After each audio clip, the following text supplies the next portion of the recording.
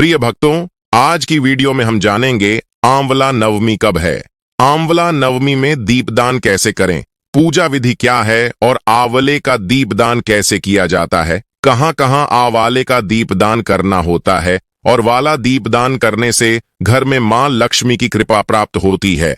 तो जरूर से आज का वीडियो देखिए। सब कुछ आज के वीडियो में जानने के लिए पूरा अंत तक वीडियो जरूर देखिए और चैनल पर नए हैं तो चैनल दे दें जो कि को सब्सक्राइब करके वीडियो को लाइक और शेयर जरूर करें। और हाँ, हाथ जोड़कर निवेदन है कि आज का वीडियो बहुत ही महत्वपूर्ण है, क्योंकि कार्तिक मास में आंवला नवमी और वाला दीपदान का इतना महत्व होता है कि आपके जीवन की कई सारी परेशानियां इस दीपदान से दूर होती हैं।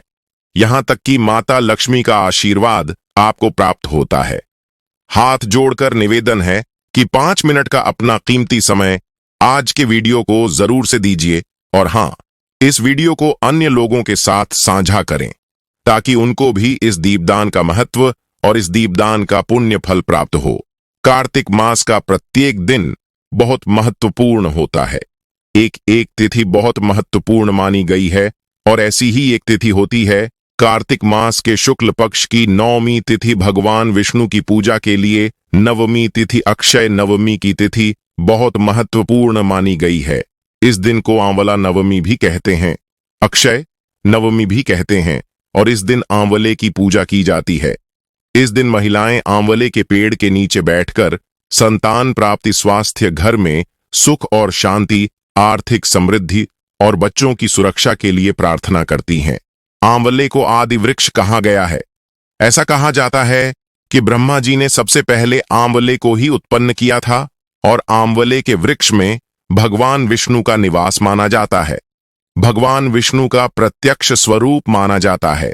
आंवले का वृक्ष तो कार्तिक मास के शुक्ल पक्ष की नौवीं तिथि को आंवले की पूजा अत्यंत आवश्यक, अत्यंत श्रेष्ठ और अक्षय फल देने वाला बताया गया है।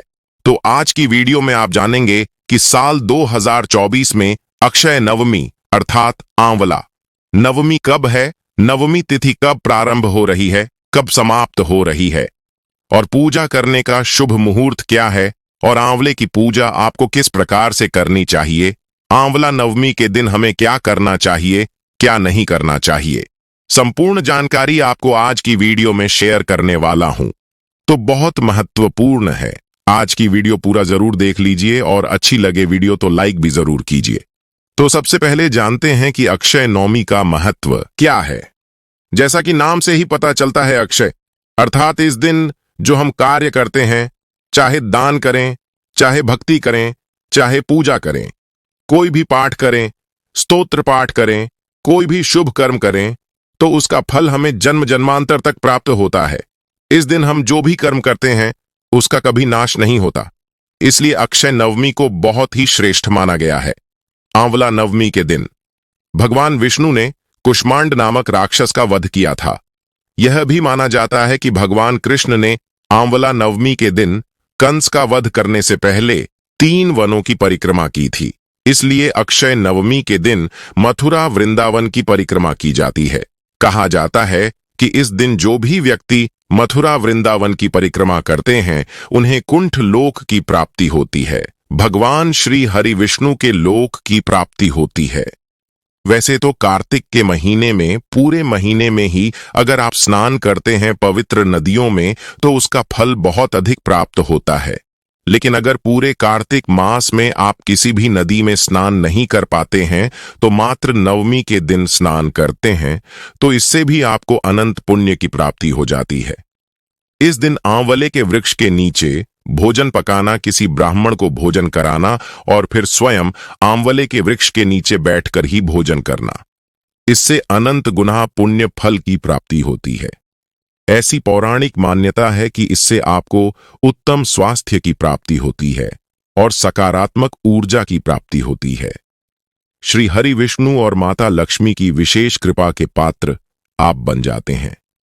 अगर आप आंवले के नीचे ब्राह्मण को भोजन करवाते हैं, भोजन पकाकर और ब्राह्मण को भोजन करवाकर और फिर स्वयं प्रसाद स्वरूप में उसे ग्रहण करने से किसी भी प्रकार की आपकी कामना हो, चाहे संतान प्राप्ति की हो, चाहे धन प्राप्ति की हो, या फिर अनंत गुना पुण्य फल की प्राप्ति की कामना हो, निश्चित ही भगवान श्री हरिविष्णु की कृपा से पूर्ण होती है। आंवला नवमी देव उठनी एकादशी से 2 दिन पहले मनाया जाता है। ऐसा माना जाता है कि अक्षय नवमी के दिन ही सतयुग की शुरुआत हुई थी, तो अक्षय नवमी को उदया तिथि माना जाता है और सच्चे मन से श्रद्धा भाव से भगवान श्री हरिविष्णु की आराधना की जाती है। और अब जानते हैं कि आंवला नवमी साल 2024 में कब है। देखिए, पंचांग के अनुसार कार्तिक मास के शुक्ल पक्ष की 9वीं तिथि प्रारंभ हो रही है। 9 नवंबर 2024 को रात्रि में 10:40 पर और समाप्त हो रही है। अगले दिन यानी कि 10 नवंबर को रात्रि में 9:10 पर तो सूर्योदय कालीन तिथि के अनुसार 10 नवंबर 2024 को अक्षय नवमी अर्थात आंवला नवमी मनाई जाएगी। बात करें पूजा के शुभ मुहूर्त के बारे में, तो देखिए, पूजा का शुभ मुहूर्त आपको प्राप्त हो रहा है। सुबह 6:40 से दोपहर 12:51 तक कुल अवधि पूजा की होगी। 5 घंटे 25 मिनट की बात करें पूजा विधि के बारे में, तो देखिए, वैसे तो प्रत्येक मनुष्य आंवले की पूजा कर सकते हैं, लेकिन विशेष रूप से महिलाओं को आंवले की पूजा अवश्य करनी चाहिए। तो आंवला नवमी के दिन प्रातःकाल जल्दी उठ जाइए, उठकर स्नान कर लीजिए और साफ स्वच्छ वस्त्र धारण करके आंवले के वृक्ष के पास जाकर विधि विधान से उसकी पूजा कीजिए। इससे पहले मतलब पूजा करने से पहले वृक्ष के नीचे अच्छे से साफ सफाई कर लीजिए। इसके बाद आंवले के पेड़ के नीचे पूर्व दिशा में खड़े होकर जल और दूध चढ़ाएं। आप चाहे तो आसन बिछाकर बैठकर भी विधि विधान से पूजा कर सकते हैं। अगर इतना स्थान ना मिल तो खड़े होकर भी आप पूजा कर सकते हैं। धूप दीप अर्पित करके विधि विधान से पूजा कर सकते हैं। पूजा पूर्ण करने के बाद आंवले के वृक्ष की आरती कर लीजिए।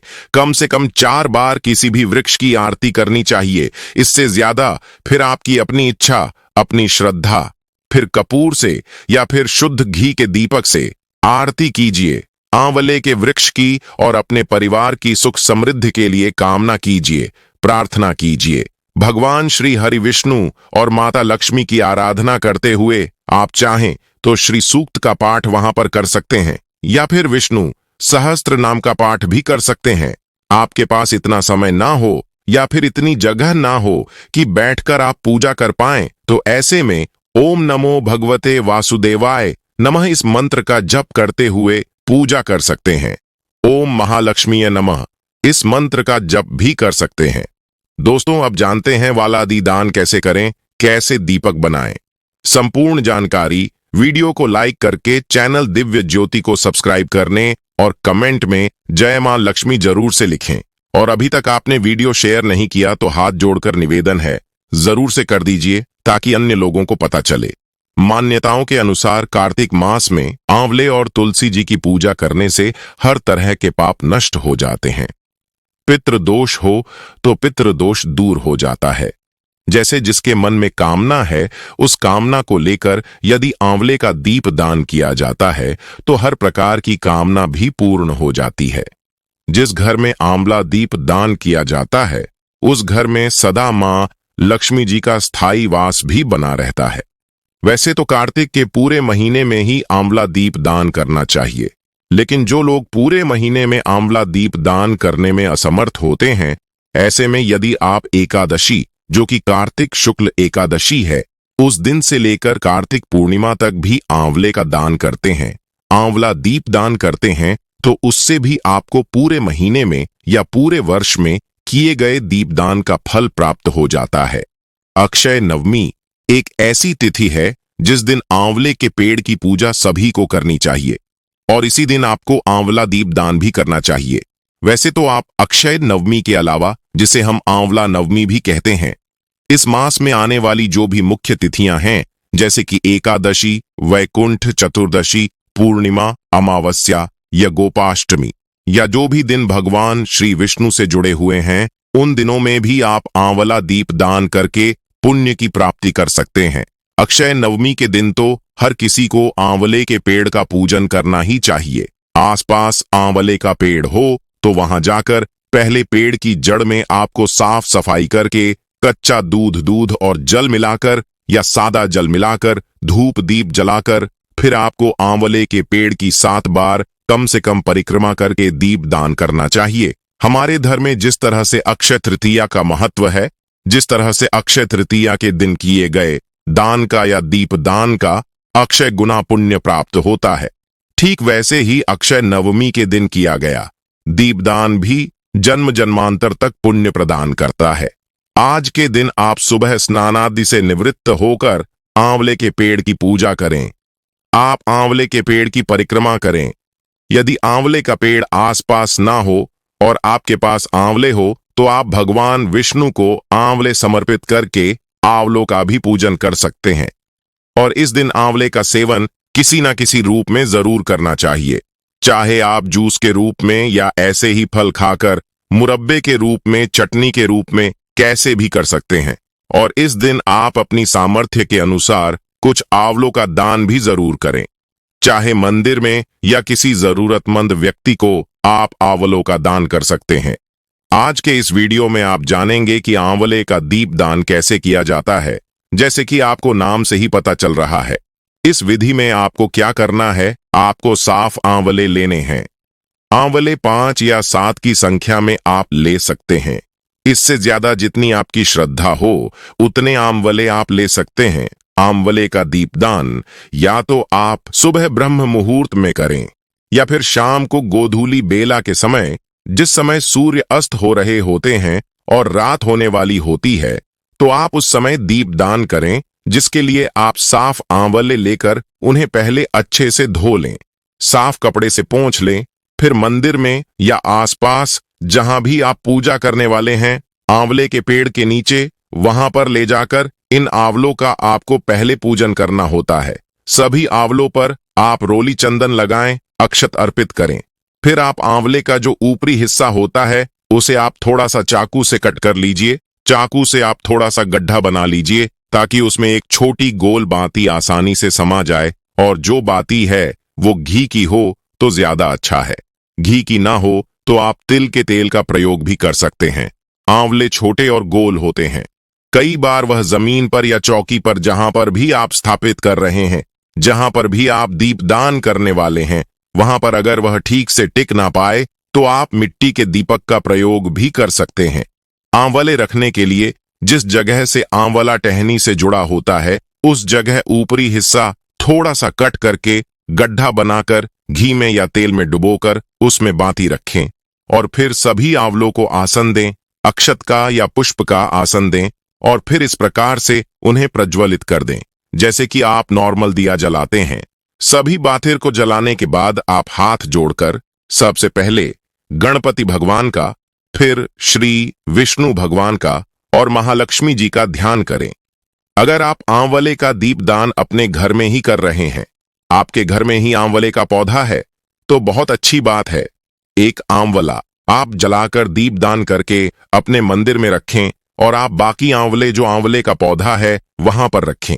इसके अलावा जो भी आपके घर में पवित्र पौधे हैं, जैसे तुलसी जी हो या आपके आसपास शम का पौधा हो या आसपास कोई वट वृक्ष हो, पीपल का वृक्ष हो, वहां पर जाकर भी आप आंवले के पेड़ के अलावा दीपदान कर सकते हैं।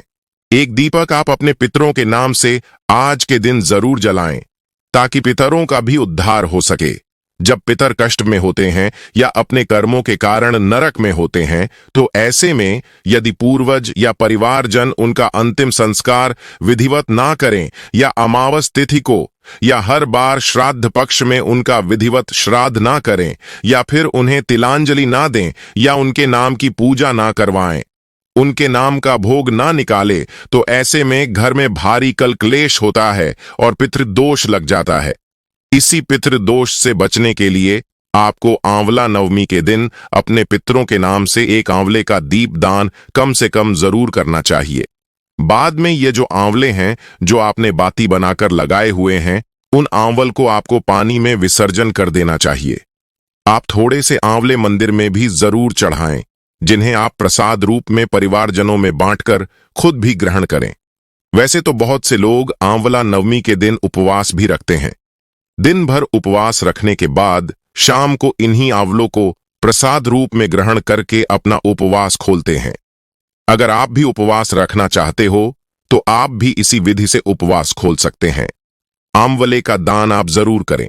शाम की पूजा में जितने आंवलों का आप दान करना चाहते हो उतने ही आंवले चौकी पर रखें, उनका पूजन करें और उसके बाद माथे पर लगाकर हाथ जोड़कर प्रणाम करें और प्रार्थना करें कि आपके द्वारा किए गए आंवलों का अपार पुण्य आप और आपके परिवारजनों सहित आपके पितरों को सदा मिलता रहे।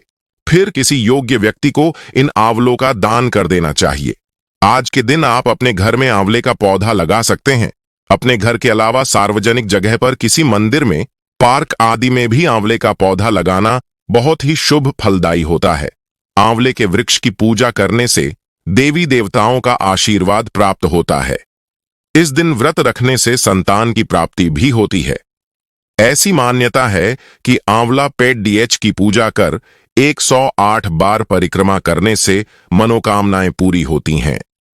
इस दिन विष्णु सहित आंवला पेड़ डीएच की पूजा अर्चना करने से अक्षय पुण्य की प्राप्ति होती है। अन्य दिनों की तुलना में नवमी पर किया गया दान पुण्य कई गुना अधिक लाभ दिलाता है। धर्मशास्त्र अनुसार इस दिन स्नान, दान, यात्रा करने से अक्षय पुण्य की प्राप्ति होती है। आंवले के वृक्ष के नीचे पूर्व दिशा में बैठकर पूजन कर उसकी जड़ में दूध देना चाहिए। इसके बाद पेड़ के चारों ओर कच्चा धागा बांधकर कपूर बाती या शुद्ध घी की बाती से आरती करते हुए 7 बार परिक्रमा करनी चाहिए। इस दिन महिलाएं किसी ऐसे गार्डन में जहां आंवले का वृक्ष हो वहां जाकर वहीं भोजन करती हैं। पूजा अर्चना के बाद खीर, पूड़ी, सब्जी और मिष्ठान आदि का भोग लगाया जाता है। नवमी के दिन महिलाएं भी अक्षत, पुष्प, चंदन आदि से पूजा अर्चना कर पीला धागा लपेटकर वृक्ष की परिक्रमा करती हैं। आंवला नवमी के दिन परिवार के बड़े बुजुर्ग सदस्य विधि विधान से आंवला वृक्ष का पूजा अर्चना करके भक्ति भाव से पर्व को मनाकर आंवला पूजन के बाद पेड़ डहेज की छांव पर ब्राह्मण भोज भी कराते हैं। आंवले के वृक्ष के नीचे ब्राह्मणों को भोजन कराएं तथा खुद भी उसी वृक्ष के निकट बैठकर भोजन करें। उम्मीद है आज की यह जानकारी आपको अच्छे से समझ आई होगी और वीडियो अगर आपको कोई भी जानकारी सही से समझ ना आए तो दोबारा से देखें और आपका कोई प्रश्न है तो कमेंट के जरिए मुझे जरूर लिखिए, मैं आपको उसका उत्तर अवश्य दूंगा। चैनल दिव्य ज्योति को अभी तक सब्सक्राइब नहीं किया तो जल्दी से करके शेयर कर दें और बेल आइकन दबाना बिल्कुल ना भूलें।